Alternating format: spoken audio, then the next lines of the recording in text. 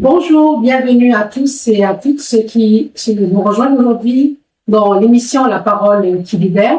Donc aujourd'hui, nous allons aborder encore un nouveau thème. Et pour cela, j'ai deux autres invités qui vont m'accompagner dans cette émission. Je dis bienvenue à Virginie. Bonjour Maïva. Bonjour. Et encore une autre Virginie à ma droite. Bonjour. Donc nous sommes doublement bénis aujourd'hui avec les deux Virginie qui vont m'accompagner.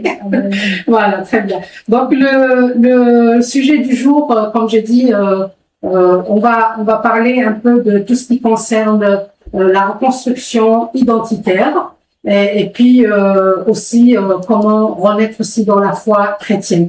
Mais pour cela, on va écouter le témoignage de notre sœur Virginie.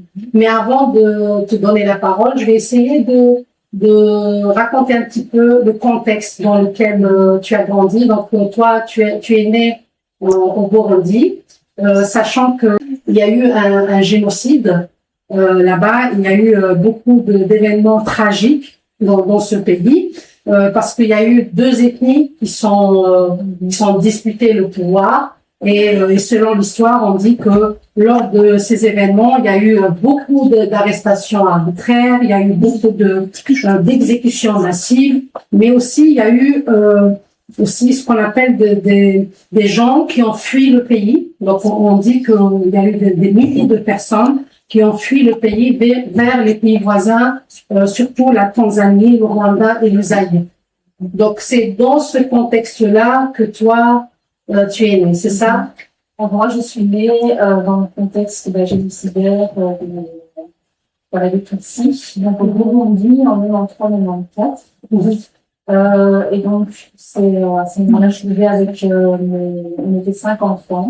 Donc, mon père était mort en guerre. Donc, j'ai très peu de souvenirs de lui. Et c'est ma mère qui nous a élevés. Et donc, j'avais le plus ancien souvenir, c'est à l'âge de 2-3 ans, on n'a pas vraiment mon âge exact. Voilà, donc, j'ai toujours vécu avec ma mère, jusqu'à ce qu'elle soit malade, jusqu'à ce qu'on soit mis à l'orphelinat. Et donc, il faut savoir qu'on était très pauvres, on avait très peu de moyens, et surtout que, voilà, à la mort de mon père, ma mère devait assumer 5 enfants à elle toute seule. Donc, c'était 5 enfants de tout âge. Et je pense que ma grande sœur, la plus grande, qui s'appelle aussi Virginie. Il faut savoir que j'ai été rebaptisée. D'accord. Voilà, mon vrai nom, c'est Marie Doretti. Et j'ai été rebaptisée quand j'étais avec Virginie, par hasard et tout. Mais j'avais une sœur qui s'appelait déjà Virginie, qui elle était plus grande. Et donc voilà, je disais que c'est dans ce contexte-là, avec ma mère et 5 enfants. Et voilà, et donc on était dans ce contexte de pauvreté et tout, on était tous... mes enfants étaient malades et ma mère aussi. Et donc, ils étaient tous partis à l'hôpital. Et ma mère avait décidé de faire appel à une tante pour venir s'occuper de nous. Et donc, elle est venue s'occuper de nous, de mon frère et moi. Mon frère qui s'appelait à l'époque Gilbert, et moi. Donc, elle nous a pris chez elle. Il faut savoir qu'elle était enceinte et qu'elle n'arrivait pas à nous assumer. Parce qu'elle était aussi pauvre. Et donc, qu'est-ce qu'elle a fait? Elle nous a mis à l'orphelinat. Et le souci, c'est qu'une fois qu'elle a accouché, elle est morte. Elle est morte en couche. Ce qui fait que on était là sans identité, sans personne. Et donc, quand ma mère elle a appris qu'on était à l'orphelinat, elle a tenté les démarches pour venir nous récupérer. Elle avait très peu de moyens et elle avait des difficultés parce que, voilà, on va dire que elle avait très peu d'autorité, de pouvoir, et puis dans le texte que je racontais tout à l'heure, que tout le pays déjà était en guerre et tout le pays était en guerre et tout. Et donc, apparemment, et ça je l'ai appris plus tard, il y a beaucoup de choses qui sont précipitées pour qu'on puisse nous faire adopter le plus rapidement possible. Ça veut dire que quand ma mère a réussi à prouver que, voilà, elle était effectivement ma mère, on était déjà partis. D'accord. Peut-être déjà aussi, pardon Virginie, aussi les institutions là-bas, comme tu dis, ils n'avaient pas beaucoup de moyens, comme c'est la guerre, la misère, donc ils sont peut-être pressés aussi de faire adopter les enfants parce que eux-mêmes, peut-être, ils n'ont pas les ressources aussi pour s'occuper de vous. Alors, on est beaucoup d'enfants, et donc il y a beaucoup de moyens de faire adopter et tout, mais c'était pas, voilà. Donc, en tout cas, c'était une adoption précipitée et donc qui a été voulue. Les personnes qui avaient connaissance aussi, j'ai fait que ma mère existait, avaient fait le choix aussi de marquer sur notre acte de naissance que les parents étaient morts. Donc, ce qui fait que mes parents aussi, pardon, qui a marqué que c'est les autorités de l'orphelinat, ils ont marqué qu'on parle du Burundi, c'est l'orphelinat n'a pas vraiment d'autorité ni de pouvoir, mais d'accord, au niveau, ça je ne sais pas, au niveau administratif, ils ont décidé que mes parents étaient morts, tous les deux, ce qui fait qu'ils ont été présents dans l'adoption familiale. D'accord. Et donc on est arrivé en Belgique avec mon frère, dans la même famille. Et donc, c'est après que j'ai eu l'information, apparemment, eux, ils voulaient une petite fille. Et donc, ils avaient eu connaissance que, voilà, j'existais, qu'ils allaient adopter. Et puis après, on m'a dit, mais voilà, cette petite fille, elle a un frère, et donc, il faut les adopter tous les deux. Et donc, ils ont pris l'identification, finalement, ils ont adopté à deux. Et ça a pris combien de temps, l'adoption, la procédure? Oui, quelque chose comme un an et demi. Comme un an et demi. Et puis voilà, on est arrivé, je pense que c'était le 4 novembre 1997, à l'hiver, il faisait froid, et donc, à l'âge de combien? À l'âge, on ne connaît pas exactement, mais plus ou moins à l'âge de 3-4 ans. 3-4 ans. Voilà. Et donc, mon père était venu, c'est mon père qui est venu nous chercher à l'orphelinat, et nous prendre connaissance pendant 10 jours avec nous, avant de nous amener avec lui, le temps de faire tout ce qui est administratif et tout. Voilà. Et donc, déjà, à ce moment-là, quand il venait à l'orphelinat, je me sentais déjà chanceuse, parce qu'on était beaucoup d'enfants. Et quand on est dans un orphelinat, on est coupé du monde. Oui. Mais la question qui vient de Julie maintenant, quand vous étiez à l'orphelinat, qu'est-ce qu'on vous a dit à vous? Est-ce qu'on vous a dit que votre maman est décédée ou comment? Absolument. Ils vous ont rien dit? Non, pas du tout. On nous a pas dit que maman était décédée. Faut savoir que les enfants, en temps de guerre, en temps de guerre, on ne parle pas tellement des enfants, on passe d'un adulte à un autre, et on se posait pas tellement de questions. Mais dans ta tête de petite fille, dans ma tête de petite fille, ma mère n'est plus là, ma mère n'est plus là, ma mère est partie, je me pose pas tant de questions, mais j'ai déjà, le temps de rester à l'orphelinat, au plus le temps passe, au plus tu te dis, c'est abandonné, et puis d'être confronté avec les autres enfants, plus grands, de tout âge, il y avait des bébés, il y avait de tout âge, c'est des fils qui sont d'enfants abandonnés, pas d'enfants sans père, sans parents, donc pour toi, tu n'avais pas la perspective de dire un jour, peut-être que ma famille ou ma mère viendrait nous chercher. Pour toi, un jour, j'espérais sortir de là. Parce que je prenais plus comme une sorte de prison. D'accord. Voilà, l'orphelinat est plus une sorte de prison, avec plein d'autres enfants, et c'est vrai que, c'était tenu par des bonnes sœurs à l'époque. Et donc, voilà, autant, les bonnes sœurs là-bas, c'est assez rigide, assez rigide, j'imagine. Assez difficile, mais je pense que de toute façon, peu importe la bienveillance qu'aurait pu avoir une personne, le fait c'est que tu es un peu mal aimé, tu as le sentiment d'être arraché du jour au lendemain, comme tu as dit, parce qu'au début, quand même, quand ta maman vous a placé chez la tante, quand même, ça reste de la famille. Donc, c'est quelqu'un de référent que vous connaissez. Mais là, vous vous retrouvez dans un monde que vous ne connaissez pas, avec plein d'enfants que vous ne connaissez pas. Et puis, surtout, sans avoir de réponse ou d'explication. Qu'est-ce qui vous arrive? J'imagine, c'est affreux, ça.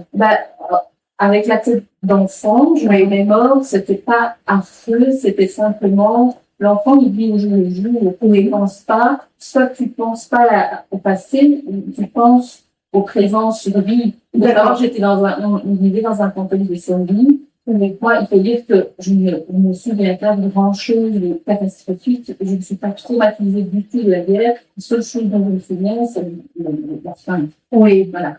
Donc, pour toi, l'essentiel, l'après. L'après, qu'est-ce que... Oui, c'était comment j'étais là-bas, c'était surtout comment m'en sortir. Et donc, c'est là que mon imagination, petite fille, commence à se faire et à désirer. Donc, ce que je faisais souvent, c'est que je grimpais dans un palier. Donc, très petite, je grimpais très vite dans le palier.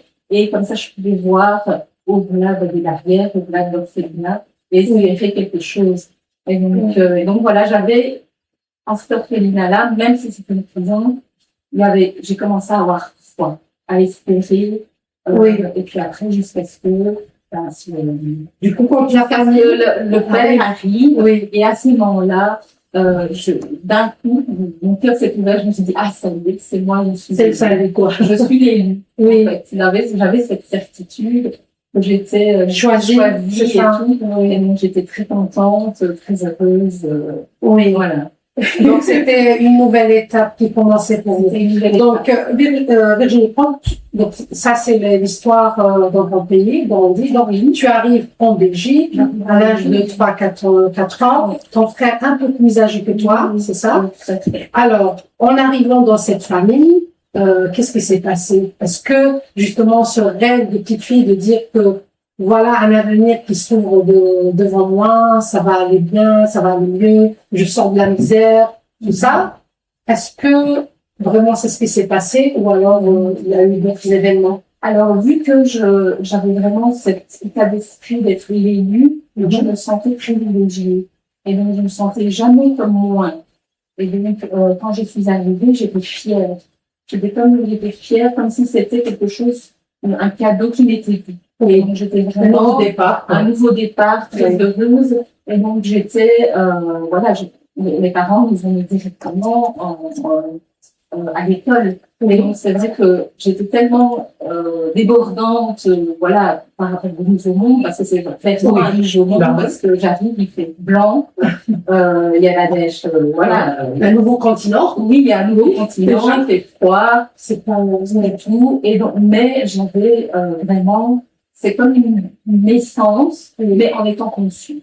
Donc, j'arrive, c'est tout nouveau, mais en étant conscient, ben, ça fait des fois comme si tu avais quelque chose de plus. D'accord. Et donc, du coup, ben, quand j'ai appris le français en un an, j'étais tellement obsédée de vouloir m'intégrer, je me suis dit, mais j'étais devant la maternelle, devant les autres, j'essayais de leur parler, je voyais qu'ils me comprenaient pas, mais je me dis, c'est pas grave, ils finiront par me comprendre. Et en un mois, j'ai appris parce que je voulais tellement m'intégrer, tellement parler, tellement, voilà, et te faire accepter dans cette nouvelle société, ce nouveau. Pour moi, de toute façon, c'était inacceptable de ne pas être acceptée. C'était à moi. Et j'avais ce côté, c'est à moi, en termes de conquête, c'est comme si c'était un cadeau. C'est ça, un cadeau. C'est comme si aussi tu voulais mettre toutes les choses de ton côté pour justement arriver à cet idéal que tu dis, voilà, un avenir meilleur qui t'attendait. Donc, tu voulais quand même faire tous les efforts possibles pour t'adapter. Il n'y avait pas tellement d'efforts possibles. C'est comme si je me dis, je finissais par parler et le français viendrait et c'est ce qui est arrivé. D'accord. Il est venu en un mois, comme ça, et mon frère aussi, on a très rapidement su s'adapter, parce qu'il y avait ce désir aussi de comprendre le monde dans lequel on vivait. Il y avait aussi cette grâce, le fait d'avoir été choisi parmi tant d'enfants. C'était rare, il y avait beaucoup d'enfants qui étaient grands, qui pouvaient être arrêtés, donc pour nous, c'était important. Et donc on était plutôt heureux là-dedans. Mais en parallèle, parce que j'imagine quand même le monde des enfants, c'est pas toujours gentil. Il y a toujours quand même des critiques, des remarques, des choses comme ça. Est-ce que, pendant ta scolarité, justement, toi et ton frère, vous avez vécu des choses, peut-être des problèmes, des enfants qui voulaient pas vous accepter, ne serait-ce pas la différence peut-être de couleur ou de langue au début quand tu es arrivé, ou alors tout le monde vous a accepté et tout va bien? Alors, vu que j'étais obsédée par être intégrée, je m'intéressais pas à ce que l'autre m'intègre. C'est pas grave. Peu importe, j'ai jamais vraiment ressenti, en fait, la discrimination. Pourquoi? Parce que j'ai fait, et ça, c'est quelque chose que, voilà, beaucoup d'enfants adoptés n'ont pas le choix que d'être assimilés. Moi, j'ai pas eu de processus d'intégration comme un migrant qui, on lui rappelle tous les jours qu'il est différent. Moi, j'arrive dans une famille, je dis toujours, je suis arrivée, on m'a mis dans une restaurant et je suis restée toute blanche. C'est exactement ce qui s'est passé. Donc, j'étais assimilée extrêmement rapidement. Et d'ailleurs, j'ai toujours eu des remarques, effectivement, de camarades qui rigolaient de personnes africaines et qui me disaient « Ah, mais toi, j'oubliais que t'étais c'était moi-même, dedans, au point de... Parce que moi-même, j'avais et c'est vrai que j'étais tellement, en fait, vu que j'étais consciente que je j'ai pas été adoptée bébé, je marchais, je parlais. Et donc, j'observais beaucoup l'attitude des gens. Pour pouvoir mieux les imiter. J'étais dans l'imitation totale et c'est vrai que c'est probablement en réaction à peur d'être rejetée, c'est ça. Alors du coup, j'ai effacé le maximum de différences. La seule chose que j'ai pas pu effacer, c'est ma couleur de peau. Voilà. Dis-moi si je me trompe parce que je t'ai pas introduite au début dire que aussi tu es dans la profession psychologue, thérapeute, donc tu comprends mieux que moi ces choses et tu peux nous expliquer. Est-ce que tu pourrais pas nous dire aussi que c'est une forme de déni dans le sens, comme tu as dit, pour éviter le rejet de l'autre, pour éviter la moquerie de l'autre, quelque part, c'est comme si tu as effacé une partie de toi-même ou de tes origines ou on va dire pendant une période donnée, tu as évité carrément de penser à ça ou d'évoquer cette différence. Il n'y a pas vraiment le choix dans cette forme de déni parce que dans le processus d'affection, ça, c'est le déni de soi-même. Parce que quand on arrive, on doit dire papa et maman immédiatement. On doit porter directement à une famille. Et donc, on est obligé. Donc, c'est un déni. Finalement, on doit oublier aussi qui on était avant. Et ça, dans toute leur bienveillance, une accueil et tout. Mais par contre, il y avait aucun repère de mon ancienne vie. Zéro. Moi, je suis arrivée dans une famille, on était dans un village, donc on était les seuls noirs dans ce village. Et donc, je veux dire que, ce déni-là vient du fait que, si je ne veux pas être être un monstre, c'est-à-dire être trop étrangère, mais il fallait que je ressemble le plus possible. C'est ça. Pour masquer, c'est différent, c'est étrangeté. Et donc, ça a commencé par le langage. Et le fait de parler français très rapidement, moi, j'ai appris à lire le plus rapidement possible. Et donc, j'ai acquis ce que j'avais moins que les autres, mais dès que j'ai subi, je n'avais plus de vocabulaire que les gens parce que je disais, et qu'en fait, il fallait être l'enfant irréprochable, impeccable, qui fait tout bien, que ce soit à l'école, soit à la maison. Et je pense, tu peux nous expliquer en psychologie, c'est une façon, comme on avait dit, de se faire accepter et aussi se donner des chances pour mieux réussir. Parce que en préparant cette émission, je me rappelle, Virginie, tu m'avais raconté que c'était pas le cas pour ton frère, qui était un peu plus âgé que toi. Donc, tu m'avais dit que toi, quand même, avec cette volonté de vouloir s'en sortir et réussir sa vie, donc, tu as fait, on va dire, le sacrifice qu'il faut. Et du coup, tu as réussi tes études, tu as avancé dans la vie.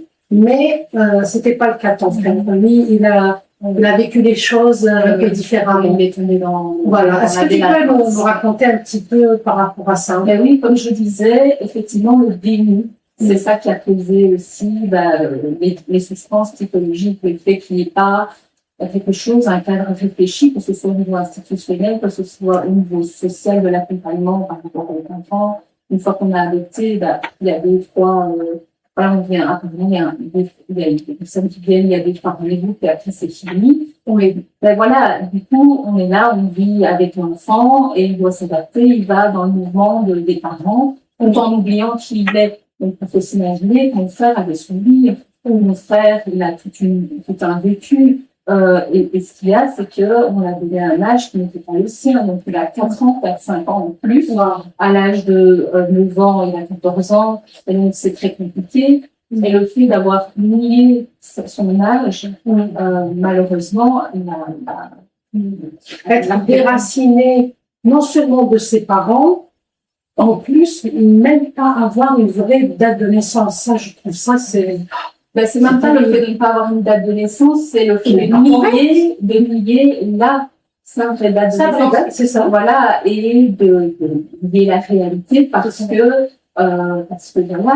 eux, ils avaient le sentiment, les parents, qu'ils avaient été trompés. Voilà. Après, ça, c'est leur sentiment. Mais, pour dire. Trompés dans quel sens? Ça, c'est par rapport à eux. Il faudrait me demander par rapport au fait que je ne sais pas comment ils étaient dans l'adoption. Voilà, on s'imagine qu'on attend un enfant. C'est vrai qu'ils ont bien voulu accepter mon frère. Voilà, qui, à la base, ils voulaient adopter une fille. Voilà, c'est ce que tu nous avais dit. Et eux, ils avaient tout pour accueillir une petite fille. Et ça, et puis, les garçons, c'est comme si ça leur a été un petit peu imposé, on va dire. En fait, ils devaient réaménager. Oui, c'est ça. Mais en tout cas, moi, j'avais le sentiment d'avoir été, qu'il y avait une place pour moi, ce qui n'avait pas été le cas pour mon frère. Oui. Et ça, c'est ça aussi, le fait même, on n'est plus avoir un déni par rapport au fait d'être adopté, au fait d'avoir un pensée, d'être différent et d'accepter cette différence. Moi, j'avais le soutien de mon père, j'étais très proche de mon père et tout. Et donc, du coup, ça, c'est mon idée aussi. Donc, ton frère, il n'a pas réussi à recréer de nouvelles relations, un nouveau attachement familial, comme toi, tu l'as fait. Mais il y avait ce désir, parce qu'on était là parce qu'on vient, le fait d'avoir été adopté, on avait le sentiment d'être élu, donc d'être aimé, et finalement, on se rend compte qu'on est aimé, mais c'est pas des parents. Mais il y a ce sentiment toujours qui est là. C'est comme s'il y a des attentes. Vous avez des attentes dans le cœur d'un enfant et dans la réflexion, mais c'est pas forcément ce qu'on voit dans la réalité des choses. C'est vraiment. Et pour avancer un peu dans ton histoire, Virginie, parce que tu m'avais dit que à fur et à mesure, donc ton frère, il avait beaucoup souffert lors de l'adolescence et jusqu'à sa majorité, tout ça. Et tu m'avais dit même à un moment donné, toi-même, tu avais souffert de cette situation parce que tu t'es senti, tu es la personne la plus proche de ton frère, malgré que vous avez des parents adoptifs, mais quand même, tu restais la sœur de sang. Donc, tu te sentais quand même responsable de lui, même si c'était lui l'aîné, plus grand. Et au point, tu m'avais dit qu'à un moment donné, même, tu es passé par un burn-out parce que c'était trop lourd pour toi d'assumer tout ça. C'est ça? Oui. Mais, effectivement, par rapport à mon frère, il faut savoir qu'il a quitté, après l'adoption, on l'a placé à l'âge en deuxième. Quand il est rentré, il est parti de la maison après 3-4 ans après l'adoption. Donc, il était déjà séparé de la famille. Et donc, déjà ça, le fait de ne plus l'avoir, c'était déjà compliqué. Donc, ça veut dire que lui, on va dire que c'était toujours mon repère, mon attache de mon passé. Exact. Et donc, le fait qu'il soit éloigné, ça a créé une fissure. C'est comme si ça avait créé une deuxième famille. Exact. Dans la famille. Et donc, c'était très compliqué parce que je devais combiner deux familles. Voilà. Et deux familles, sachant que cette famille-là, c'est un peu on peut parler d'une famille, mais c'est toujours implicite. Donc, et donc il y avait mon frère, il y avait ceux qui me représentaient, il y avait les difficultés, la relation avec mes parents. Et puis, il a quitté à l'âge de 16 ans le foyer, il est petit, il est poussé. Et après, il a commencé un chemin de l'enfance. Je voyais pas tant ça parce que j'étais tout chez les parents. Mais de toute façon, c'est vrai que moi, j'avais toujours la foi, on va dire. Je priais toujours Dieu. Ça, c'est quelque chose que j'ai toujours fait et que ma mère en Afrique m'avait inculqué. C'était l'amour de Dieu. Et donc, et en fait, c'est ce que j'ai gardé finalement. Et le fait d'avoir été dans une école catholique m'apprenait à prier. Et je me disais, tiens, moi je peux pas l'aider, mais je sais que Dieu va m'aider. Et donc, je commençais à prier, je priais Dieu, je disais, je te le remets, tu vas prendre soin, moi je peux pas. Et voilà, je me suis dit, mais de toute façon, quoi qu'il arrive, voilà, je tiens, et puis jusqu'à mes 18 ans, je vais à l'université, et là, je serai libre. Et donc, je me fixais des objectifs comme ça, et puis, voilà, j'étais toujours soutenue par, je sais que j'ai toujours été soutenue par Dieu, j'avais toujours une grâce qui était là, même si c'était difficile, j'avais un chemin. Mais malgré tout ça, voilà, malgré quand même cette foi de petite fille que tu as gardée, malgré ton caractère vraiment qui veut s'en sortir, tout ça, mais quand même, à un moment donné, tu t'es sentie dépassée par les événements. Mais du coup, j'ai fini par aller à l'université, et donc à ce moment-là, j'étais libre de voir mon frère, finalement, parce que, moi, je vivais chez mes parents, donc ils ne pouvaient pas venir. Et donc, du coup, j'étais à une pote, et là, il venait de temps en temps, mais du coup, de temps en temps, c'était récupéré, on arrive tous ces problèmes de police, problèmes de drogue, et donc c'était très compliqué, et puis c'est lourd à porter pour une jeune fille. Finalement, à partir de ma deuxième année à l'université, je l'ai accompagnée au niveau de tout ce qui est prison. Moi, je l'ai connue toujours en prison à partir de mon deuxième, et j'avais des visites. C'est vrai que ça paraissait dur, mais c'était justement à ces moments-là que j'ai appris à le connaître. J'ai appris à le connaître, j'ai appris à l'aider, mais voilà, le problème de ça, c'est que ça ne sépare des gens, le fait de vivre ce genre de choses, de voir tout le monde, ne va pas rendre visite, tous les étudiants ne vont pas rendre visite, le frère, quelqu'un, un parent en prison, et donc ça isole la personne, ça isole petit à petit, ça nous donne un sentiment de solitude, alors qu'on est vraiment entouré, un sentiment de solitude et d'orgueil, parce que le fait de vivre tout ça, c'est vrai que j'ai appris beaucoup de choses, beaucoup de compétences, et donc mon frère, j'ai une psychologie avec lui. C'est ça. D'ailleurs, j'allais te poser la question, est-ce que ces événements-là t'ont pas poussé à choisir cette direction de psychologie? Non, pas vraiment, en fait. Enfin, probablement, il n'y a pas de hasard, c'est impossible qu'il y ait du hasard, mais en tout cas, si j'ai choisi la psychologie, c'est que j'étais toujours amoureuse des gens. J'aime les gens, j'aime les écouter, et en tout cas, ma mère m'a demandé de faire une lettre de motivation avant de faire la psychologie. Et donc, dans ma lettre de motivation, j'ai dit, tous les métiers sont bien, mais le seul métier dans lequel je peux apporter quelque chose, c'est en tant que psychologue. Donc, voilà, mon but, c'est d'apporter quelque chose, d'être utile. Oui, vraiment, ça, c'est super. Pour avancer un peu dans ton histoire, parce que je sais que tu as plein de choses à nous raconter, mais le temps court vite. Donc, comme j'ai dit, que cette période que tu as traversée avec ton frère, c'était une période quand même très difficile, où, voilà, tu as porté quand même un fardeau lourd. Mais à un moment donné, après le burn-out que tu as fait, après l'effondrement, il y a eu quand même un moment où ta vie a basculé de nouveau, mais vers autre chose. Est-ce que tu peux nous raconter qu'est-ce qui s'est passé plus tard? Oui.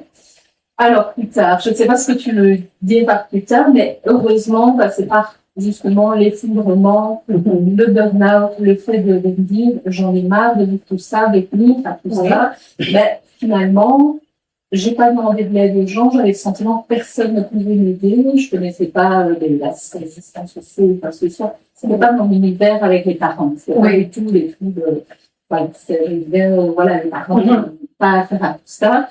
Et donc, je connaissais pas cette aide-là, donc du fait, je me suis aidée de beaucoup de choses, de l'alcool. Et donc, à ce moment-là, dans ma dernière année, je buvais énormément. Il faut savoir que je terminais mon mémoire, et je me suis dit, mais qu'est-ce que je vais faire à terminer ce mémoire? Je n'arrivais pas à terminer, j'avais peur de rater mon année. Et finalement, ça me tenait qu'à ça. Pourquoi? Parce que je me suis dit, mais puisque je vais rendre un travail déterminé et diplômé pour être psychologue, j'aurais l'impression d'être une imposteur. de mentir aux gens parce que je suis pas bien, moi je me sens pas bien et puisque j'irai écouter des gens que je suis pas bien, je vais leur mentir et donc je me suis dit, mais voilà, tous les forteresses que je m'étais fait, toutes les apparences que j'avais jouées avec cette force pour pouvoir de mon frère, soutenir, quoi que ce soit, mais tout commence à s'effondrer, ça commence à s'effondrer. Moi, j'ai rencontré une maître de stage qui n'était pas super bienveillante, mais cette expérience m'a complètement brisée et j'ai commencé à voir. J'ai terminé mon mémoire en dizaine, donc voilà, je suis même pas capable de lire ce qu'il y avait dedans. Mais voilà, à ce moment-là, ça avait l'air cohérent. Et donc, j'ai terminé mon mémoire là-dedans, mais je n'ai jamais, voilà, j'étais brisée. Même si d'apparence, non. Donc, j'étais brisée jusqu'à ce que, je me rende compte que je buvais énormément. Et un soir, je ne sais pas ce qui se passe, je me suis saisie de lucidité. Je me suis dit, mais tiens, je bois trop, je veux arrêter de boire. Et donc, pour être sûre que je vais tenir à ça, je le dis à une amie qui était très proche. Et que voilà, avoir un témoin. Et donc, elle dit, non, ça va aller, ça va, voilà. Et je me suis dit, non, ce soir, c'est mon dernier verre. Et donc, je rentre chez moi, il est tard, à mon studio. Et là, je me suis dit, oui, j'ai envie de vivre. Et puis là, je commence à m'effondrer. Je me suis dit, je ne sais pas comment vivre. Je pleure. Et puis là, j'entends une voix. Avant, je crie. Je ne sais pas pourquoi je crie. Mais je crie. Et là, j'entends une voix qui me dit, si tu bois, c'est parce que tu es vide. Et là, je suis opportuniste à ce moment-là. Je me dis, mais remplis-moi alors. Et à ce moment-là, j'ai senti quelque chose me remplir. Venez prendre place. En tout cas, voilà. En plus, il faisait noir, j'ai l'impression que tout était clair. Enfin, voilà. Et donc, j'étais pleine. Et depuis ce jour-là, je ne peux plus du tout vivre. Depuis ce jour-là, et puis j'ai plus de sentiment de se deviner. Une expérience spirituelle, toute seule. En tout cas, Dieu est venu, j'ai prié et il est venu. Et donc Jésus est venu. Et tu as vu le résultat tout de suite parce que tu as arrêté de... Mais je ne savais pas ce qui m'arrivait, donc je ne savais pas dire Dieu ou quoi que ce soit. Je me suis dit, waouh, mais pour être sûre que je suis dans ma lancée, donc j'ai contacté les alcooliques anonymes. Et donc là, j'ai rencontré ma marraine. Et là, elle était chrétienne, et donc elle m'a parlé de ses expériences et tout. Et puis je rencontrais, il y avait ma future pasteur qui était au café, qui tenait un café, il ne vendait pas d'alcool, mais un café, au café de la gare. Et je lui ai exprimé que voilà, c'était la seule partageuse, c'était une femme de Dieu. Donc, j'ai partagé mon expérience en me disant, tiens, peut-être elle va comprendre quelque chose. Donc, je lui exprime ce que j'avais ressenti. Et donc, puis, elle commence à pleurer, je comprends pas trop. Et donc, elle me crie, veux-tu accepter Jésus? Enfin, et je dis, oui, pour moi, oui, si c'est ça, oui. Et donc, je dis oui, et puis voilà, et puis on a ouvert un nouveau départ, donc on a ouvert une église ensemble. C'est super ça. En fait, voilà, le Seigneur a su trouver quand même le chemin de ton cœur, dans le chaos, dans le désespoir, dans l'alcoolisme, dans l'abandon, dans toutes ces choses qui sont très difficiles et insurmontables. Et un jour, la lumière de Dieu est venue te visiter. Et puis, cette beauté de préparer des gens par avance. Voilà, telle personne, dans une association, une dame qui tient un café. Et ces personnes, ils ont su te parler de Dieu, te parler de Jésus. Et c'est pour ça que ta vie, et Dieu avait déjà préparé. Et je ne l'ai pas dit, c'est pasteur. Comme quoi, c'est très important de vraiment rester fidèle à Dieu, peu importe dans quel travail on est, de toujours témoigner qui on est. Parce que au moment de mon désespoir, pendant que je devais rendre mon mémoire, à la base, je ne devais pas le rendre. J'étais tellement déprimée, je ne l'ai pas rendu le jour où je devais le rendre. Mais je suis arrivée chez elle et je lui ai exprimé ma tristesse et mon mal-être par rapport à ça. Elle m'a dit, tu vas y arriver. Et je ne sais pas comment, mais j'ai cru que c'était quelque chose de... J'ai reçu un ordre et comme téléguidée, je suis partie. Et j'ai continué parce qu'il faut savoir que je bloguais sur la quatrième de couverture. J'avais tout écrit, mais je ne savais plus le sujet. Voilà. Et donc, je suis partie. Et puis, je l'ai rendu tard, mais je me suis dit, ils ne le sauront pas. Je l'ai rendu samedi, ils ne le sauront pas parce que je sais que le vendredi, bon, j'ai fait un calcul. Oui. Je dis, bon, là, j'ai fait ma part. Et je l'ai rendu dans une boîte aux lettres et tout. Et je suis venue à la faculté pour être un peu discret, donc c'est pas très. Mais quand même, tu as réussi à faire ce que tu devais faire. J'ai fait ce que je devais. Et Dieu a fait grâce. Oui. Et je voudrais honorer cette pasteur parce qu'elle a été là. Oui, pour m'aider, même si sur le moment, on se dit, mais non, mais je me rends compte que Dieu l'a utilisé à chaque moment. Oui. Et puis cette période de Virginie, c'était le début des bonnes nouvelles parce que plus tard, parce que je vais essayer de résumer un petit peu parce que le temps nous presse. Donc, par la suite, il y a eu encore un nouvel événement dans ta vie, une bonne nouvelle que tu as reçue d'un inconnu qui t'écrit un jour sur les réseaux sociaux une phrase qui allait aussi bouleverser ta vie, mais dans le bon sens. Tu peux nous parler un petit peu de ça? Ben oui, donc voilà, le 26 octobre 2022, je reçois un message sur Facebook, donc sur Messenger, et donc c'est quelqu'un qui m'envoie un message qui me dit bonjour, je voulais échanger avec vous au sujet de votre mère biologique. Voilà, qui se trouve au camp de réfugiés à Mahama, et puis je me suis dit, mais qu'est-ce qui se passe, ma mère est décédée, c'est une arnaque, mais, je me dis, c'est une arnaque, mais bizarrement, il y avait tout, je suis attentive quand même. C'était combien d'années après ton départ de Brandie, à peu près? Je suis partie en 1997, donc c'est en 2022. Wow, c'est monté, des années, des gens font maths. J'arrive pas à faire le calcul, mais presque une trentaine d'années ou un peu plus, c'est ça? C'est ça? Oui. Ben, c'est quand même 26, 27 ans. Oui, c'est ça. Oui. Et puis, surtout, voilà, si on revient en arrière, c'est que toi, voilà, t'es parti avec la pensée que la maman qui revenait plus, elle était décédée. Et là, monsieur, il te parle d'une maman qui est vivante et qui veut reprendre contact avec toi. Oui. Et donc, du coup, je dis, mais non, ma mère, elle est décédée, c'est ce qu'on nous a fait dire. Il dit, non, elle est bien là. Et donc, il dit, voilà, je fais des recherches depuis des années, donc je vais vous décrire votre histoire et celle de votre famille, et si vous ne vous y retrouvez pas, je continue mes recherches. Et donc, il a donné une description des adoptions avec les enfants, le nom des familles, des parents, voilà, plus ou moins l'histoire. Je me dis, ça tient debout. Et donc, je demande mon WhatsApp pour pouvoir échanger avec ma mère. Et là, le jour même, elle m'envoie une vidéo de ma mère qui parle dans la langue, en expliquant pourquoi on avait été adopté, enfin, avec mon sacrifice. Et toi, tu comprenais encore la langue ou tu l'avais oublié? Tu l'avais oublié. Je l'avais oublié, dans le désir de m'intégrer, il y avait que le... Oui, c'est ça. Mais dans le premier regard, le premier contact, même à travers la vidéo. Je l'ai reconnu tout de suite. Oui, je l'ai reconnu tout de suite et j'ai pas eu de doute. Oui. Soit de là, sans la c'est un peu donc c'est pas. Wow. Quelle belle histoire.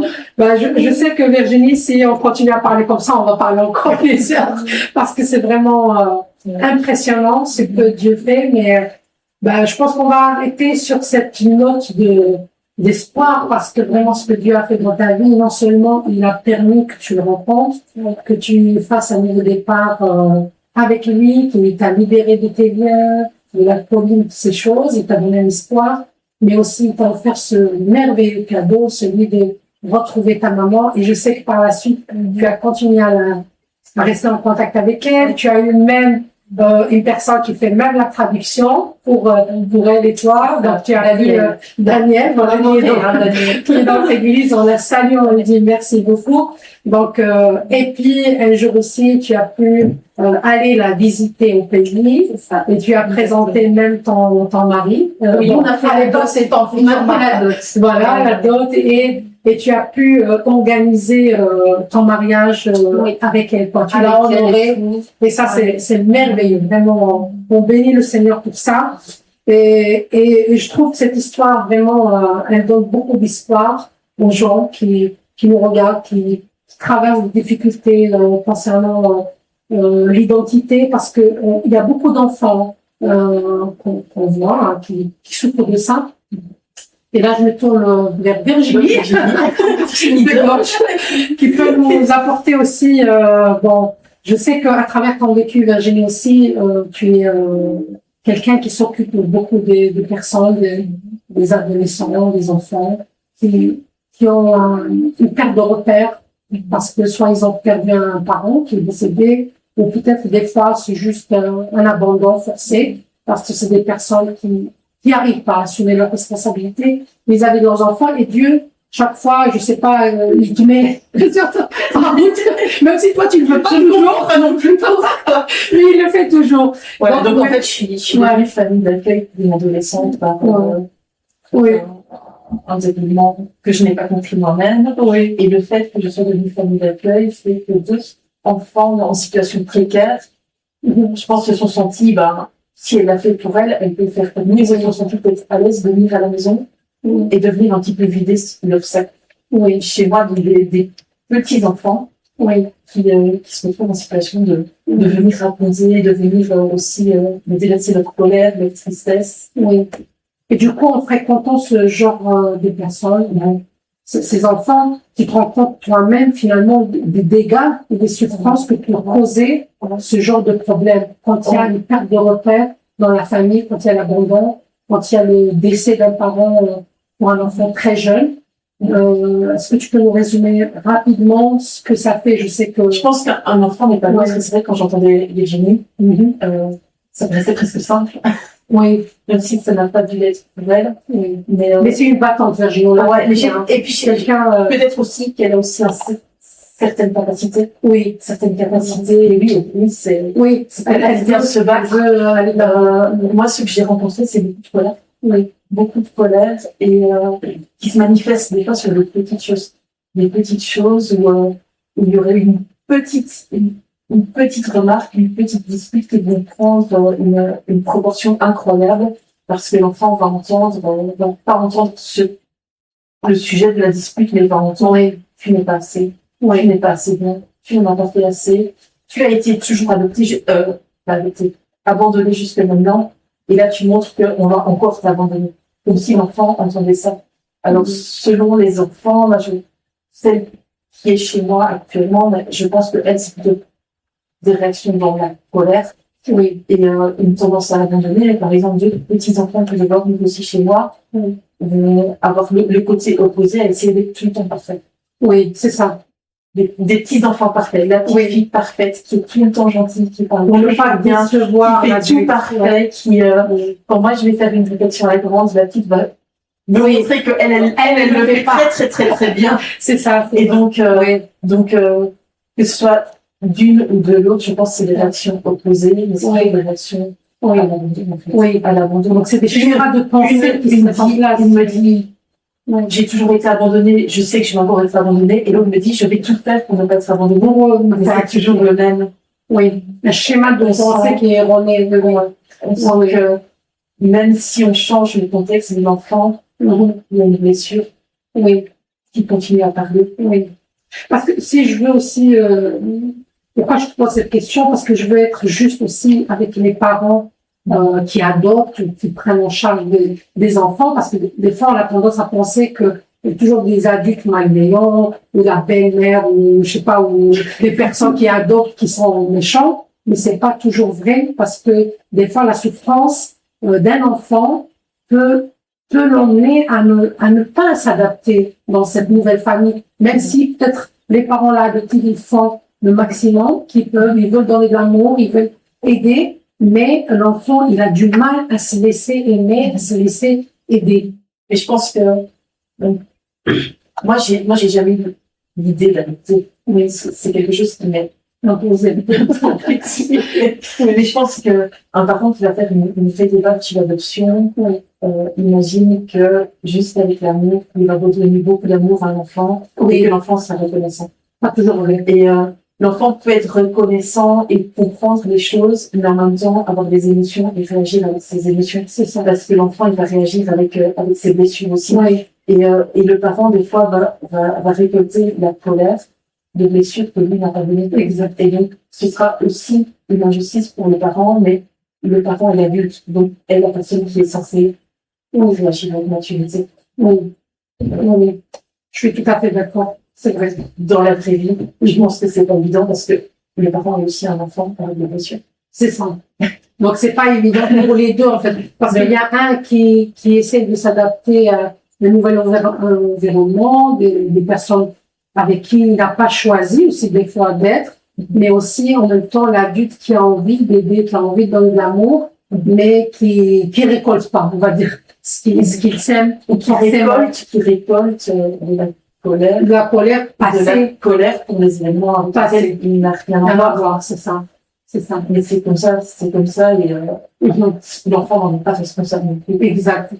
Alors, Virginie, si on revient à la parole de Dieu, qui est la Bible, parce que nous, c'est notre guide, c'est notre phare, est-ce que tu peux nous partager un peu, si tu connais des passages, des histoires dans la Bible qui nous parlent de ces choses, je ne sais pas si je peux appeler ça problème, mais ces habitudes des personnes qui ont eu un parcours difficile parce qu'ils ont souffert d'un manque de repères identitaires dans leur vie. Mais dans la Bible, en fait, il y a pas mal de situations d'adoption ou d'abandon. Et je pense que chaque fois, c'est une allégorie. Et Dieu, à chaque fois, va se servir de cette situation pour placer la personne quelque part. Par exemple, Joseph va se faire abandonner par ses frères. Pour se retrouver en Égypte, où il sera de nouveau abandonné par les personnes qui l'ont recueilli, donc la famille Pharaon, pour se retrouver en prison, pour au final être positionné là où Dieu veut le mettre. Et dans la Bible, j'ai l'impression que la plupart des abandons et des adoptions ont un sens. Par exemple, Moïse doit être abandonné par sa famille pour se retrouver chez Pharaon, où il va apprendre à être un leader pour rentrer dans l'appel que Dieu a pour sa vie. Et il y a plein d'histoires comme ça d'abandon. Esther aussi est une orpheline qui, parce qu'elle est placée là, va sauver tout un peuple. Et moi, il y a une histoire d'abandon qui me touche plus que les autres. Dans l'Ancien Testament, c'est Lévi. Oui, vous voyez Lévi. Oui. Donc Abraham, Isaac, Jacob. Jacob a 12 fils. Et puis quand Jacob va bénir ses enfants, il va maudire 2 de ses enfants. Et il va leur dire, je ne veux plus que tu portes mon nom. Tu n'hériteras pas avec mes frères. Et il va littéralement les rayer de sa famille. Il va littéralement, les rayer de la lignée. En fait, c'est Lévi et c'est Siméon. Lévi et Siméon. Et moi, c'est une histoire qui me touche beaucoup parce que je me suis toujours demandé, mais qu'est-ce que Dieu il fait avec ces malédictions? Parce que peut-être qu'une personne, a été abandonnée par un père, abandonnée par une mère, et reniée, et puis, comment est-ce que Dieu va se servir de ces malédictions? Parce qu'on dit qu'il change la malédiction en bénédiction. Et je pense qu'un enfant adopté, il part avec ce bagage de douleur et de souffrance, avec écrit dans son âme. Tu es rejeté. Tu n'es peut-être pas assez. C'est l'enfant qui va se dire lui-même. Il va partir avec ce bagage où je dois être tout le temps parfait, où je ne suis pas assez. Et puis, qu'est-ce que Dieu il peut faire de ça? Et puis Lévi, en fait, Dieu va choisir Lévi. Dieu va respecter la malédiction. Dieu va respecter la malédiction du père, c'est-à-dire que Lévi, effectivement, ne va pas hériter. La douleur, la blessure, elle reste là.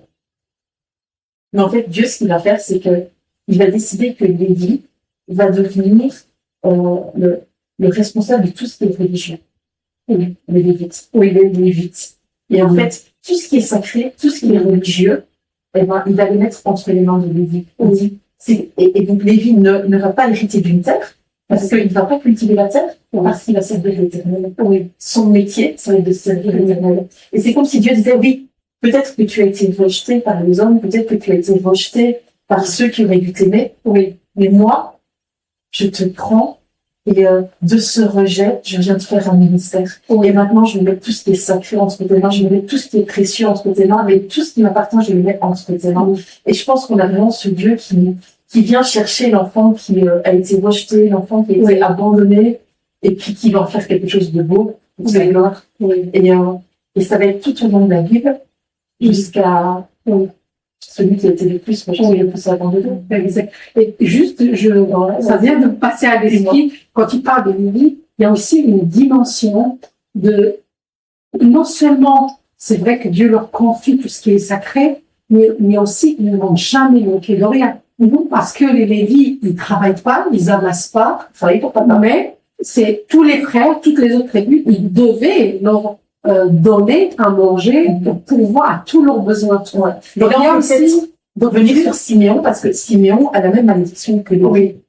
Et Siméon n'hérite pas d'un territoire à lui, il va hériter dans un territoire de ses frères. Oui. Et moi, ça me paraît dans le sens que Dieu restaure la relation des uns avec les autres. Oui. Siméon va avoir un territoire sur le territoire de ses frères. C'est la connexion du frère avec le frère. Oui. Et je pense que Dieu veut nous guérir de façon verticale dans notre relation avec lui, mais aussi dans notre relation horizontale. Exact. Dans nos relations aussi avec les autres.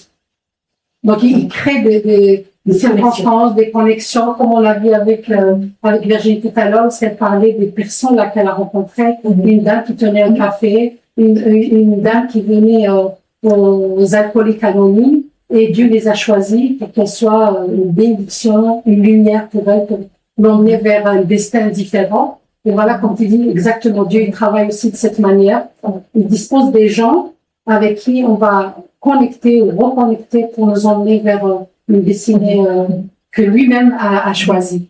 Et je te laisse continuer, Virginie, tu allais parler d'un autre témoignage ou d'un autre passage plus dur. De celui qui a été le plus abandonné, le plus rejeté. Oui, mais il est né déjà avec un père qui n'était pas son père. Exact. Jésus. Oui. Jésus, c'est depuis le départ que Joseph n'est pas son père. Pendant la grossesse, Joseph envisage déjà de l'abandonner. Donc, il y a déjà un truc sur le fœtus. Il y a déjà un abandon. Avant même sa naissance. Et puis, par la suite, Jésus, qu'est-ce qu'il va être abandonné de tous, en fait. Oui. Il va être abandonné de ses amis. Il va être abandonné des disciples. Et au final, il va même dire, mon père, pourquoi est-ce que tu m'as abandonné? Donc, il va même vivre l'abandon du père. Oui. Et Jésus, qui a été abandonné de tous, juste avant sa crucifixion, il va dire à ses disciples, je ne vous laisserai pas orphelin. Oui. Parce que lui a accepté de subir l'abandon. Lui a accepté de subir le rejet total. Oui. Pour que nous, on puisse hériter de l'adoption. Oh, c'est merveilleux. Il y a une adoption à laquelle on peut tous, comme Virginie a reçu une nouvelle identité exacte de son nouveau papa. On n'a peut-être pas vécu des abandons, des rejets peut-être aussi violents que celui que Virginie a vécu. Oui. Mais je pense que tous, à un moment ou l'autre, oui.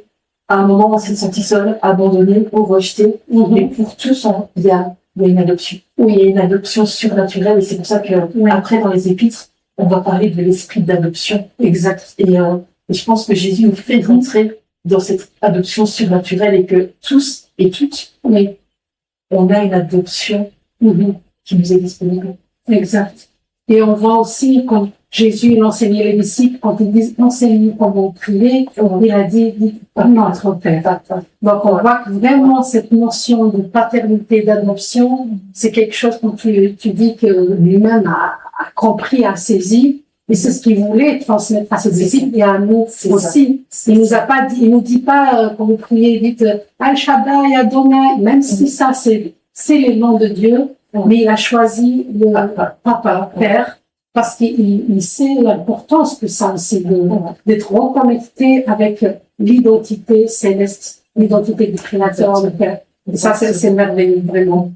Et du coup, il est aussi le seul qui peut aussi venir nous ramener dans notre identité, nous ramener dans cette guérison. Exact. Cette guérison. Exact. Sinon, on accepte de laisser travailler. Oui. Mais donc, comme la deuxième partie du titre, on a dit renaître dans la foi. Donc, c'est ça exactement. Donc, nous tous, quand on vient à Dieu, on vient à Jésus, en fait, on passe par cette renaissance. Même si, comme tu as dit, on n'a pas vécu peut-être un abandon réel des parents, voilà, on peut avoir vécu une vie normale, des parents équilibrés, tout ça. Mais on a besoin quand même de renaître dans l'esprit, parce que, voilà, pour passer du royaume, on va dire, visible, au royaume en vie, pour passer dans le royaume de Dieu, on a besoin de passer par ce processus de renaître dans l'esprit pour vraiment rejoindre cette famille cette famille de Dieu. Et d'ailleurs, on voit que aussi, comme tu as dit, dans les épîtres, dans les enseignements de la Bible, on parle beaucoup de famille. Voilà, ils considèrent que nous, en tant que frères et sœurs, nous sommes adoptés par Dieu à travers Jésus et on devient la famille de Dieu. Et ça c'est merveilleux. Donc, quand tu dis, et chacun trouve sa place dans cette famille, quel que soit d'où on vient, la couleur de la peau, les origines, voilà, mais on a tous une place dans la famille de Dieu et ça, c'est vraiment merveilleux. Ouais, c'est génial. Vraiment, je vais aussi dire, parce que je pense que le niveau veut nous faire croire justement que on n'est pas assez, qu'on n'est pas à la bonne place, que c'est pas notre famille, mais en fait, on a le même papa. On a le même papa qui veut nous unir et qui nous aime tous. Exact. Et qui nous aime tous d'un même amour inconditionnel, quelles que soient nos, quand tu dis, nos qualités ou nos défaillances ou nos manquements des fois. Mais il faut vraiment que cette notion vraiment prenne place dans nos cœurs, de se dire que vraiment Dieu et notre papa nous aiment tous d'un même amour. Et c'est génial. Vraiment, je suis contente d'avoir partagé ce moment avec vous, avec mes deux Virginie. Merci beaucoup pour ton témoignage, Virginie, tout ce que tu nous as partagé, d'avoir ouvert ton cœur. Merci Virginie aussi pour tout ce partage que tu nous as partagé. C'est vraiment des choses qu'on va méditer encore, lire et essayer de comprendre, de trouver les richesses qui sont enfuies dedans. Et donc, et c'est ainsi qu'on arrive à la fin de l'émission d'aujourd'hui. J'espère que cela peut vous aider dans votre cheminement avec Dieu. Avant de conclure l'émission d'aujourd'hui, je vais redonner la parole à Virginie pour nous dire un mot de la fin. Donc, moi, ce que je voulais, c'est vraiment situer les choses, c'est que peu importe ce qu'on peut dire par rapport à ce que j'ai vécu, peut-être que les gens peuvent dire que c'est terrible. Et c'est vrai que par rapport à la sœur Virginie ici, elle parlait beaucoup de colère des enfants. Et c'est vrai que j'avais beaucoup de colère en moi. Mais depuis que j'ai rencontré Christ, c'est des sentiments que je lui remets et que j'essaie de lui remettre. Et que c'est important parce que tant qu'on n'a pas rencontré Dieu le Père, on est toujours dans ses blessures, on est toujours dans ses sentiments. Et donc, ce que Dieu a fait, en fait, c'est vraiment me réconcilier, me réhabiliter en tant qu'enfant. Et donc, en tant qu'enfant aimé, d'abord, parce que j'ai été aimée par Dieu. Et j'ai compris son amour, j'ai accepté son amour. C'est à partir de cet amour que je suis moi-même capable d'aimer mes proches, capable d'aimer mes parents et aussi de reconnaître, voilà, qu'ils sont humains, qu'ils peuvent faire des erreurs. Et donc, c'est vraiment rechercher l'amour de Dieu. C'est l'amour de Dieu qui réconcilie, c'est l'amour de Dieu qui réconcilie l'enfant avec la mère, l'enfant avec les parents. Et donc, voilà, je voulais vraiment rendre gloire à Dieu, honorer aussi les parents, tous les parents qui ont adopté, parce que à présent, voilà, je peux pas dire que je manque de quelque chose. Au contraire, Dieu m'a tout donné et je voudrais lui donner une réponse. Super, merci Virginie, merci l'autre Virginie. Et c'est comme ça qu'on arrive à la fin de l'émission d'aujourd'hui. J'espère que vous êtes bénis à travers le partage de mes sœurs et témoignages de Virginie aussi. Et avant de conclure avec ces deux versets que j'ai préparés pour vous, dans Jean 1:12, il était dit: tous ceux qui l'ont reçu, il a donné le pouvoir de devenir enfants de Dieu. Encore un autre verset dans Matthieu 12:50, c'est écrit: quiconque fait la volonté de mon Père, dit Jésus, celui-là est mon frère, ma sœur et ma mère. Donc, Jésus vraiment nous invite à rejoindre la famille de Dieu, sa famille. Donc, ne restez pas loin. Ceux qui ne le connaissent pas, venez le découvrir. Ceux qui sont en Jésus, vraiment, soyez rassurés que vous avez votre place dans la famille de Dieu et vous êtes aimés d'un amour inconditionnel et parfait. Alors, sur cela, je vous dis à très bientôt pour un nouvel épisode, un nouveau thème aussi qu'on va choisir pour vous, pour vous bénir. Et on vous dit à très bientôt dans une parole qui